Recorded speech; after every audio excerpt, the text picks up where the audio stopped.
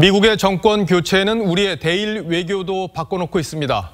잘 아시다시피 문재인 정부는 집권 초부터 일본과 각을 세워왔고 그 바람에 한일 관계는 회복하기 어려운 상황이 됐죠.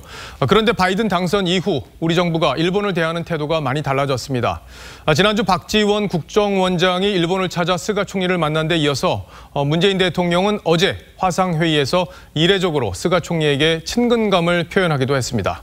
왜 이렇게 기류가 달라진 건지 포커스에서 분석했습니다. 어제 열린 아세안 플러스3 화상 정상회의. 문재인 대통령이 스가 일본 총리를 콕 집어 인사를 건넵니다.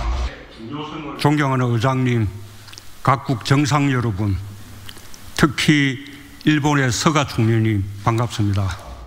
3년 넘게 경색 국면인 한일 관계 개선의 의지로 해석됐죠.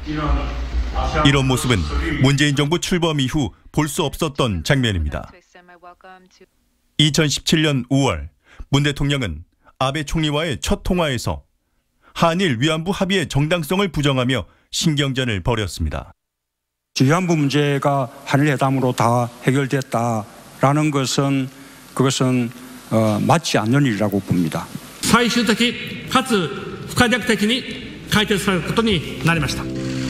우리 대법원에 일제 강제징용 배상 판결이 나온 뒤엔 한일 외교수장이 공개석상에서 감정의 골을 드러낼 정도로 관계가 악화됐죠. 지난해 7월 일본이 한국에 대한 수출 규제 조치를 내리자 조국 수석은 죽창가를 올리며 반일 감정을 한껏 자극하기도 했습니다. 그랬던 여권 인사들이 최근 잇따라 일본을 찾아 러브콜을 보냈습니다.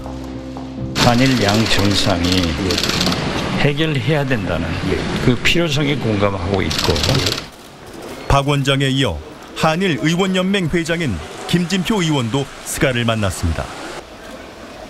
여권의 태도 변화 배경엔 내년 도쿄올림픽이 자리 잡고 있습니다.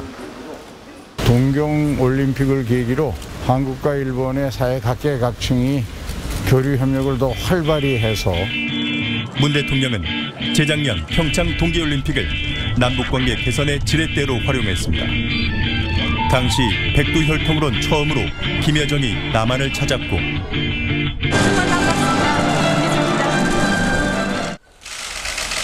세 차례 남북 정상회담도 열렸습니다. 하지만 바이든 당선인이 대북 강경 노선을 예고한 상황에선 남북관계 개선 방안이 마땅치 않을 수밖에 없습니다. 결국 도쿄올림픽을 통해 남북관계 새로운 돌파구를 마련하겠다는 구상으로 보이는데 스가 총리의 말처럼 징용 문제 등 양국 현안에 대해 현 정부가 해법을 찾아야 합니다. 도쿄올림픽을 통해 어게인 평창을 꿈꾸는 문 대통령의 구상이 성공할 수 있을지. 뉴스7 포커스였습니다.